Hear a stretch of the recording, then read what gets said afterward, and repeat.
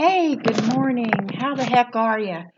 Thanks for joining me on Kimmy's Real Adventures and Stuff. This vlog is going to be in regards to the Dear LA. I'm going to continue reading. I'm going to pick up where I left off, which was January the 2nd. And I hope you watch my other vlogs. Do you like history? Do you like California history? Or more specifically, Los Angeles and Hollywood history? Then stay tuned. I need a lot of help and support from y'all. I can see that I am getting views, but you're not watching till the end. Please drop comments below to let me know what kind of content you want to see, because I want to make content that you want to see that's going to keep you intrigued. What are your interests? What do you want to see? That's what I want to do. Because as a beginner, it's like, like I've mentioned before, it's a little difficult to get the ball rolling and whatnot. But as content creators, we're working hard to bring you content to keep you happy and satisfied and intrigued and all that good happy stuff. And, at the beginning, and even the creators that do have over 1,000 subscribers, some things are still coming out of pocket, but we do it because we want to make you happy. And for a beginner, it's even tougher.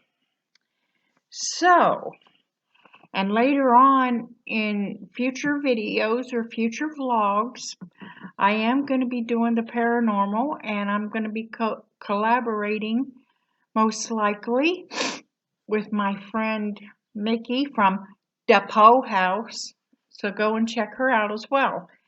So right now I'm going to pick up Dear Los Angeles, and I also have other books on Hollywood that are haunted, and I'll be reading from those. If you want to see that content, you gotta let me know. Okay, I'm going to pick up here, January the 2nd, 1848. I will now give an account of Colonel Fremont's proceedings out here, as well as the difficulty he had with Colonel Mason. Now, I'm not sure who these people are, excuse me, but this is the entry. Colonel Mason said, "Sir, when I send for an officer whom I rank in command, I expect him to obey me. Why did you not come, sir, when I sent for you? I have a mind to put you under arrest, sir." Colonel Fremont replied, "My business was closed with you, sir, was my reason for not coming." I think they misspelled this here. Colonel Mason immediately said, "I want none of your insolence, sir." Colonel Freeman: "That is the term applied to a menial, sir, and I hope you will waive your rank and give me an opportunity to wipe it out." Colonel Mason answered within the hour, "Sir," at this same time telling him that double-barrel shotguns must be the weapons. Some delay, however, occurred in sending the challenge, and Mason had time to think of what he was doing, and he sent a letter to Fremont asking that it might be put off for a while. And this entry was from Lieutenant John McHenry Hollingsworth. Now that entry, it didn't make a whole lot of sense to me, but maybe some of you can understand it. It didn't make no sense to me. Okay, January the 2nd, 1932. Dinner in Santa Monica home in Roy's Rolls-Royce. Jolly, futile, childish fun. Entry, Don Powell. Okay, January the 3rd, 1929. The Santa Monica Mountains are not big as mountains run. But to that very picturesque, but they are very picturesque, I'm so sorry. That is proven by the Lasky Ranch. Driving past that ranch yesterday, we saw motion picture sets for a Cliff Dwellers settlement, a Belgian village, a western mining town, and a waterfront scene. Now, how cool would that have been? Well, you can see that on the back lots of like Warner Brothers and stuff. A waterfront scene, each in what seemed its natural setting, and doubtless those hills and valleys, chocolate drop peaks, and corrugated canyons have been seen by motion picture patrons from all over the world. It made us think that the two ex-doughboys talking of the trees of France, did they have any eucalyptus up in the war zone? One asked. I never saw any, said the other. But I notice in all the big war pictures, the roads are lined with them. We have seen tropical jungles which could not compare with the hillsides of the Malibu Range, which are covered with chamise brush. I'm not sure I'm pronouncing that right. Chamise, Chemise,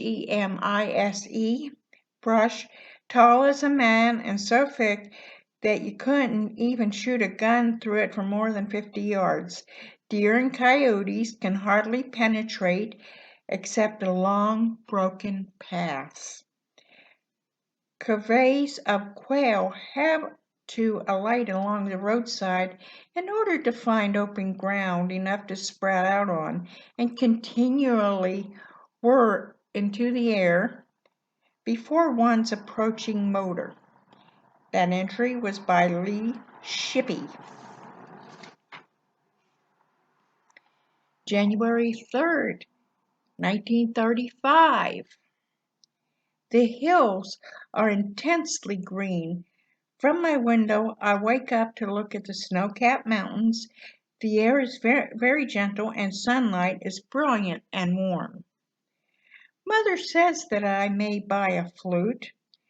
Mother's being on the newspaper makes it possible for her to get tickets for anything she wants to go to, so that I will be able to attend any concerts there that I want to. I want to go to the Philharmonic, whether I like the program or not, because I think it is very necessary to hear as much music as I can. I totally agree with that. I would love to go to the Hollywood Bowl and see a Philharmonic show. Or the other guy, Dudamel, what's his name? Whatever. I'm also enjoying the records Henry gave me. I have a phonograph, not a very good one, but it goes around. And that entry was by John Cage. Let's see.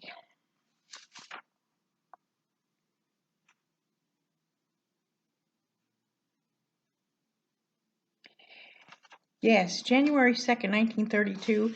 On the entry, I said dinner in Santa Monica home in Rolls Royce, Jolly Feudal and Childish Run was an entry by Don Powell. I don't think I mentioned that. Okay, back to January 3rd, 1979. And that last entry from 1935 was by John Cage, The Enjoying of the Records. Okay, January 3rd, 1979. Bad December, including a week in the hospital just before Christmas for exhaustion. The usual test, no new discoveries. Am now on the oxygen all night. With portable machine for daytime use. Spent New Year's Eve with K.H. and children at a hotel in Death Valley. Vast expanse of nothing that has less of anything than any tourist resort in the world. Less water, indeed no water at all. Fewer flora and fauna, unless you count the coyotes and the kangaroo rats. Ooh. fewer hotels and buildings of interest, e.g., handful of very wait a second, I'm losing track here. Unless you count the coyotes and the kangaroo rats, fewer hotels and buildings of interest, e.g., a handful of very vestigial. I'm not sure how you pronounce that. Vestitgial ghost towns and the unimpressive pseudo-Spanish mansion called Death Valley Scotty's Castle. That could be something I could check out eventually. Less of everything attractive to the civilized mind except heat, of which there is far too much. The average summer temperature is around 120 degrees Fahrenheit. We drive back through the ghastly company towns run by chemical firms and the U.S. Navy's Weapon Research Department. Death Valley is a minimal tourism, a gigantic natural monument to the theory that less is more. Query: why is that all man-made objects in the States, especially cars, trains, and aircrafts, and modern buildings, look like outsized toys? That's a good question. And that entry was by Kenneth Tynan. Okay, I'm going to leave off right there.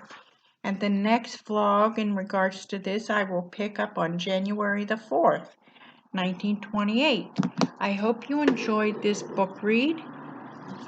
Please hit the like, hit the subscribe, hit the notification bell, and share on your social media.